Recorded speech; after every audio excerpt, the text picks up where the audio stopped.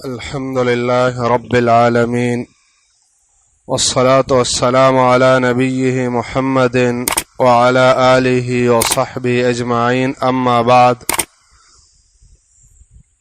وعن أبي سعيد الخدري رضي الله عنه قال كان يقول بعد التكبير أعوذ بالله السميع العليم من الشيطان الرجيم من همزه ونفخه ونفثه.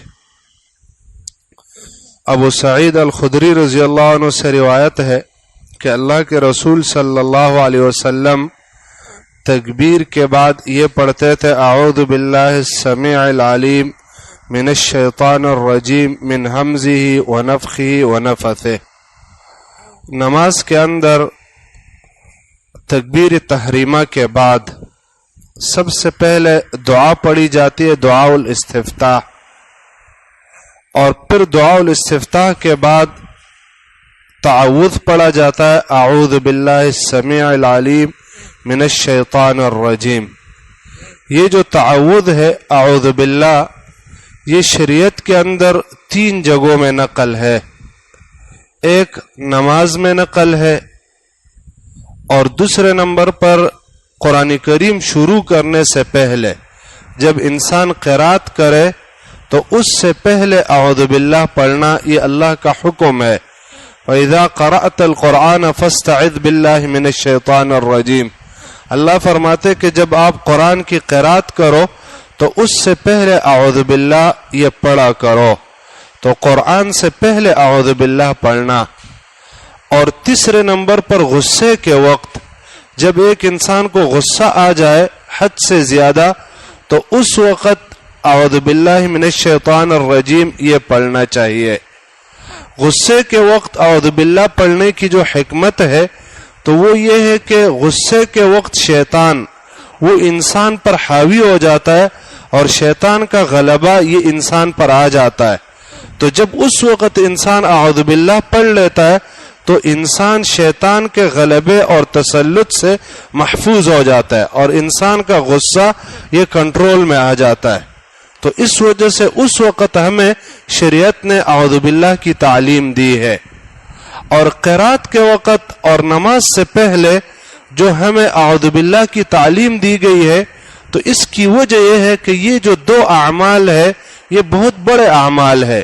ایک قرآن کی تلاوت یہ بہت بڑا عظیم عمل ہے، اسی طرح نماز یہ بہت عظیم عمل ہے. تو جب انسان اس عظیم عمل کے لیے کھڑا ہوتا ہے اور یہ عظیم عمل شروع کرتا ہے تو شیطان انسان کو آرام سے نہیں چھوڑتا. شیطان یہ چاہتا ہے کہ کسی نہ کسی طریقے پر یہ عمل آپ پر خراب کرے اور آپ کے اس عمل کے اندر خلل ڈالے. تو شریعت نے ہمیں اعوذ باللہ سکھایا ہے کہ آپ اعوذ باللہ من الشیطان الرجیم یہ پڑھو، تو اس سے یہ ہے کہ انسان کا وہ عمل محفوظ رہ جاتا ہے اور شیطان آپ کے اس عمل میں خلل نہیں ڈال سکتا.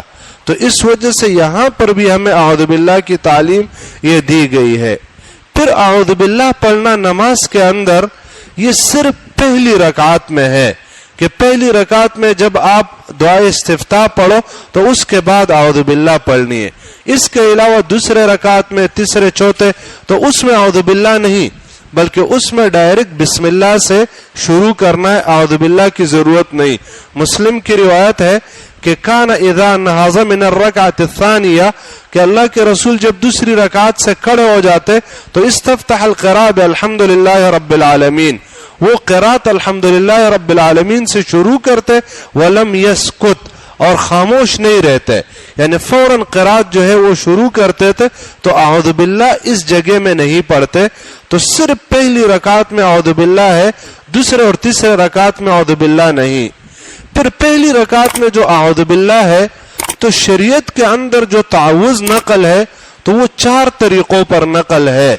نمبر 1 جو سب سے کامل تعوذ ہے جو قرآن کے وقت یا نماز کے وقت انسان کو پڑھنا چاہیے اور اس کا اہتمام کرنا چاہیے تو وہ یہ ہے اعوذ باللہ السمیع العلیم من الشیطان الرجیم من همزه ونفخه ونفثه، کہ میں اللہ کے نام کے ساتھ اللہ کے پناہی میں آتا ہوں جو سمیع اور علیم ہے शैतान के वसवसे से, शैतान के जादू से और शैतान के मूते यानी इंसान पर जुनून और मिर्गी को तारी करे। तो इस चीज से मैं पनाह में आता हूं। नफखा ये शैतान के तकब्बुर को कहा जाता है, और नफस वो ये कि शैतान वो किसी चीज पे दम कर ले या जादू वगैरह ऐसा काम कर ले, और जो उसके बाद है तो वो ये कि इंसान पर मिर्गी या कोई और बीमारी का दौरा आ जाए। तो इस चीज से मैं पनाही में मांगता हूं अल्लाह के नाम के साथ। तो ये पूरा ताउद है, इंसान को इसका एहतमाम करना चाहिए। इसके अलावा दूसरे नंबर पर जो सही हदीस में आया वो अऊज़ु बिल्लाहि समीउल अलीम मिनश शैतानिर रजीम, बस इस हद तक। और तीसरा जो आया है वो है अऊज़ु बिल्लाहि मिनश शैतानिर रजीम मिन नफ़ख़ी व नफ़्थी व हमज़े। ये तीन तरीके सही हदीसों में साबित है। इसके अलावा चौथे नंबर पर जो आया है अऊज़ु बिल्लाहि मिनश शैतानिर रजीम, जो हम लोग आम तौर पर पढ़ते हैं, तो ये सिर्फ गुस्से के वक्त साबित है। जब इंसान को गुस्सा आ जाए तो उस वक्त ये पढ़ना चाहिए अऊज़ु बिल्लाहि मिनश शैतानिर रजीम। बाकी नमाज के अंदर या क़िराअत से पहले इंसान को ये पहले तीन पढ़ने चाहिए। हाँ, सहाबा से साबित है, जैसे उमर रज़ी अल्लाह अन्हु से, इब्न अबी शैबा के अंदर, अब्दुल्लाह इब्न उमर उनसे, बैहक़ी के अंदर उनसे साबित है कि वो नमाज में भी ये ताउज़ पढ़ते थे अऊज़ु बिल्लाहि मिनश शैतानिर रजीम। लेकिन बाकी मरफू हदीस इसके बारे में सही वो साबित नहीं है।